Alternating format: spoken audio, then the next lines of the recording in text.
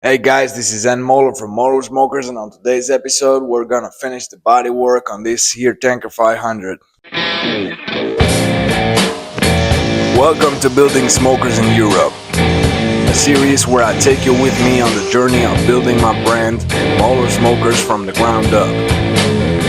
Step behind the scenes as I design, build, and refine the most authentic Texas-style barbecue pits in Europe.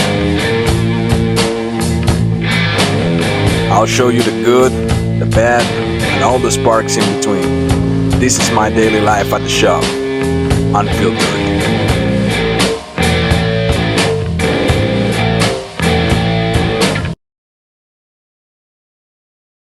Let's build a stack assembly. Here I got the damper. I'm gonna use this for the hinge. This is for the stop. And this is to guide the rod, which I already threaded the handle to. If you remember episode 2, I showed you these pipes. This one fits inside this one, and I've cut this little strip to act like a stop. Here I'm gonna weld the locking nut, and here I'm gonna weld the hinge, and we're also gonna weld all this all the way around, make it look pretty.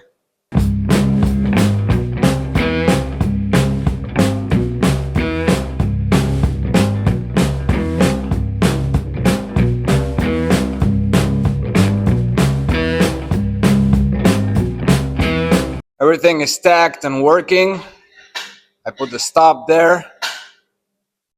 So, time to weld it out.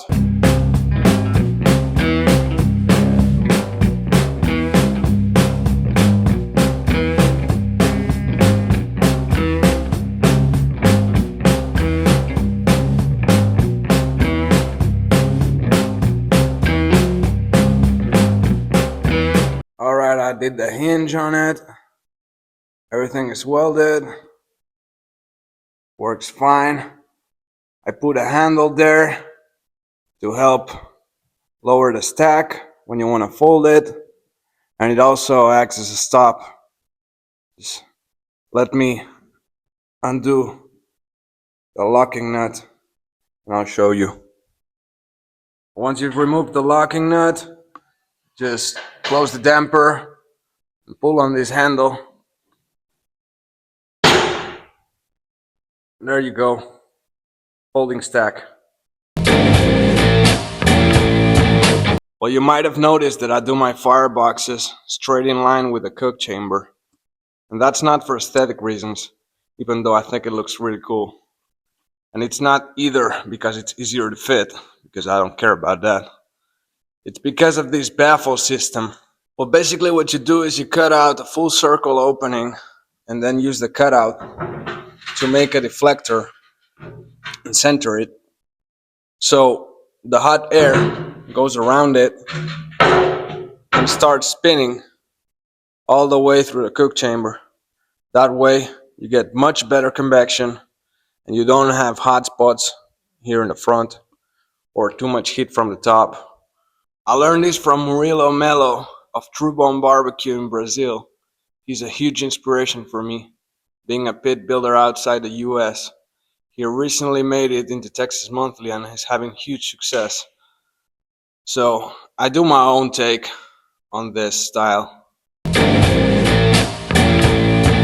And to all these people telling me that this ain't the right way to do it, that it's not traditional, neither are round tanks. Think about the old brick pits. They were all square and they were pretty much straight too.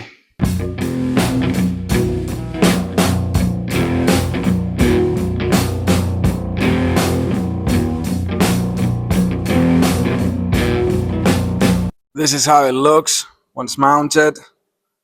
I leave a pretty big gap, about 3 inches all the way, because I don't want to restrict the airflow. I just want to redirect it where I want it. Quick update, all the body work is done. I've done the door trims. I decided to do a plug weld this time. It's much cleaner than stitching them from the inside. And it looks kind of cool. Looks like some old school hot rivets. And I had to straighten the doors again. And I do that using these jacks that now I'm going to remove. Right now it's only missing the grates, the firebox, and of course the off-road kit.